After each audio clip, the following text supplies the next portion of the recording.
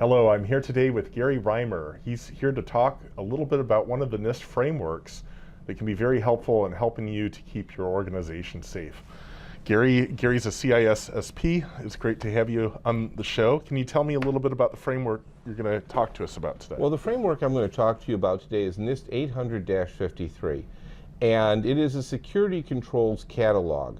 So if there's a security control for whatever you're going to need in an organization, it's going to be in there. It's something, it's where your government actually did earn their keep, because this is your tax dollars hard at work, and it's available publicly. Most people, and this is one of the things that always bothers me, Lee, is that most people go for these real exotic threats, and they're real. They're real. But there's so many people out there that don't even do the basics. And the reason they don't do the basics is because the company doesn't want to invest in security. They tell them that their IT guy, oh, you can do security, it's okay. You don't have to worry about it. You'll get it good. I'll accept the risk of you doing security when the IT guy barely knows how to do computers. And so what ends up happening is they don't know anything about security, which is very deep and important and technical. And so when it comes to things like, how do you do access control? What can you do to do access control? Today at work, one of the people, and I work with a security guy, we have something where, for whatever reason, they can't do two-factor authentication. Two-factor authentication is definitely a better way to go, but they can't. So he said, so what mitigating factors are there that you can use to help us be able to do one-factor authentication and be less in danger? And so I looked through the catalog, and it's IA5, and there's a bunch of different things you can do just to make it simple and safer. You know, they've done all the imagination for us. So what would you say are the more important, if you had to pick the top three parts of this, what would you advise companies to focus on first if they're starting down the road of trying to implement this framework? Well, first is planning, and that's the PL family. If you don't do planning, nothing works right, because you have to have a basis for security. If the CEO and senior management aren't on board, then when security says you need to do X and operations say, no, we don't feel like doing that, if the CEO doesn't say, no, I need to be secure, you need to do X, then you're host. So that would be the planning family. Second would probably be access control, which is actually 20% of all of it. You know, you've got several hundred controls, and access control is 20% of them. Do you feel sometimes that companies don't really care about security and just want to ignore it and pretend it's going to take care of itself? Well, I don't know that that's necessary. That could be. I think it might be willful ignorance. What I don't know won't hurt me, but it's not true. For example, with the Sony hack. The Sony hack, they said, you know, I'm not going to spend $10 million fixing a $1 million problem. And that in itself makes sense, because you don't want to step on a dollar to pick up a dime. However, it was a lot more than $1 million threat that they were compromised on. And had they done it correctly, and had they taken security seriously, things would have been a lot better for them. So Gary, are there any portions that deal with some of the current vulnerabilities involving hardware and firmware that this could apply to? You know, yeah, because hardware and firmware are definitely part of the information system. It would be in the SI family for sure. If I had to guess off the top of my head without looking, I think it would probably be SI7, because if it's the control I think it is, it deals with hardware, it deals with software, it deals with firmware, because if your firmware is corrupted, you're done, you're owned. Yeah. If your hardware is corrupted, you're done, you're owned. In fact, supply chain management is even a factor in NIST 800-53. I don't have it remembered exactly which control that one is, but it's important. You have to have all of your system protected from the beginning to the end, and monitored and audited in the middle.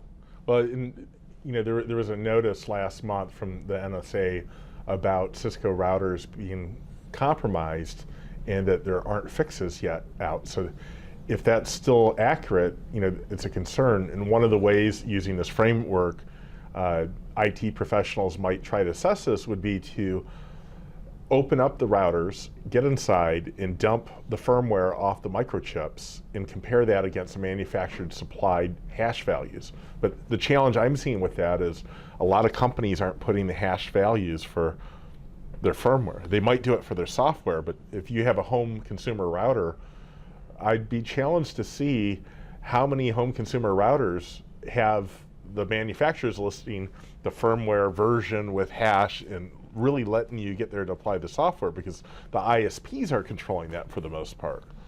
Yeah, but you also have to recognize that you're definitely going down a very valid but also very deep rabbit hole. Just as an example, one time I was talking with this guy, it was like 1999. I lived in the Detroit metropolitan area, and I was at a coffee house, and this guy who looked like Boss Hogg but tall said, everybody's stupid. They're buying Windows. They should build their own operating system. They can use Linux. And I looked at him and said, you're an idiot. He said, whoa, why would you think that? I said, we have people who can hardly find the on-off switch, and you're going to tell them they're supposed to compile their own OS? And so when you're talking about, no, I know, the thing is, when you're talking about the level of inspection, you probably need to have somebody do some appropriate professional vetting. That's over the skill level of a significant number of professionals that you're going to meet in the market. You're right. You're totally right. But you probably need to get some people who eat and drink and breathe this stuff and real experts to do this. I personally don't choose to stick a thumb drive in a computer anymore. There's no need to do it. And inside a USB chip, I'm thinking you know this, but not everybody knows this, is that there's this own little operating system inside the USB. So if you have an 8 gig USB, small one these days, it used to be huge, it's small now, that there's actually more chip behind it that's its own operating system. And if that operating system is compromised, it's firmware. And if that firmware is compromised, then whatever you plug that in is potentially owned. There's no cryptographic process that checks and validates that that software is authentic on many devices.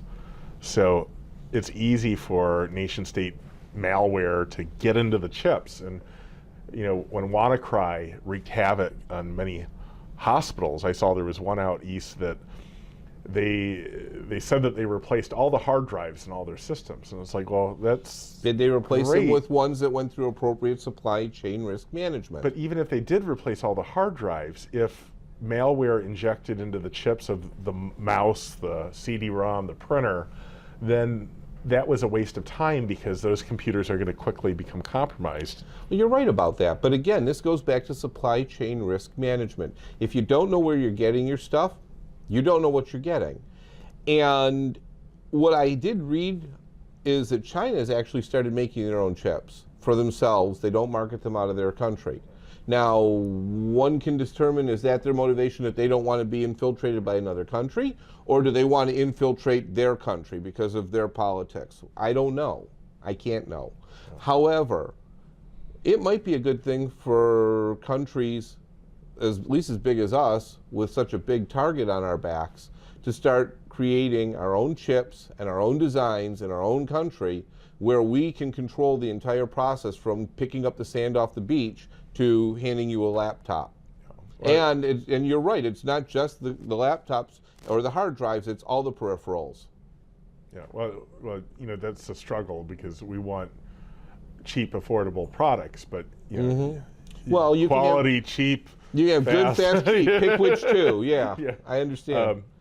Actually, it was interesting to see that they brought Broadcom is coming back into the U.S., and we're seeing some of these moves of the president trying to get key industries back in to protect from some of these compromises. And Apple, some chips are going to be made outside of China now, and other things happening there. But it's a real concern, and it's one that the framework identified here can hopefully help companies just have an outline to go through to evaluate, where are we, what have we worked on, what do we need to do more work on. Yeah, and back to our original topic of NIST 800-53, it's in there.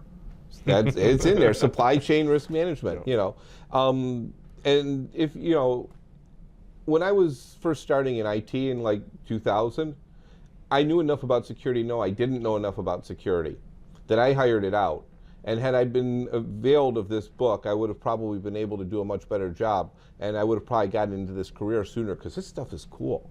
But I didn't know it then. It's now I know interesting it. stuff. Yeah. Well.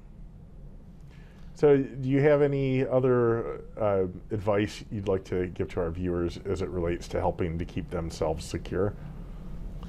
Well, I used to joke about always practicing safe hacks, but really, the one thing that I think that people aren't doing, and this is totally off topic, is even though all the concerns we talked about, there's still people who are getting owned because they're surfing in places that are unsafe. And there are a couple companies out there, I don't know if you want me to say their names on your podcast, but at least one in mind, where you can actually go ahead and surf through a virtual browser. It's like browser as a service. So you log into their site, and then they fire up an Ubuntu instance, and then put a Firefox browser behind it. And the only thing that touches your computer is pixels. Yeah, so you're not having any risk of not having any risk of anything. You know, well, I think that kind of sandboxing makes a lot of sense, and I could almost see a point where the end user desktop is basically just a sandbox that you wipe clean and start fresh every time you're booting. I have a former computer client who does legitimate research. He's a psychologist, and he does legitimate research into pornography. And like, believe it or not, there is such a thing. And his computer at home is his one computer. He's computer stupid. And so he had his HIPAA data on there, and he's surfing these kind of websites, and it scared the heck out of me. So I set him up a Linux virtual machine on his computer, so he could surf there, and I could rebuild that, and I set it up so nothing could ever touch anything, and the only thing he could swap is pixels. And when I found out about one of these services, I called him. He hasn't been my client for years now because I moved, but I called him up and says, "Hey, Marty, you should use this." And so now he can continue to do his research and not put his client records at risk. Well, thanks for being on the show today. It's been a great interview. I appreciate you being on, Gary. Thank you very much. I'm happy to have been here.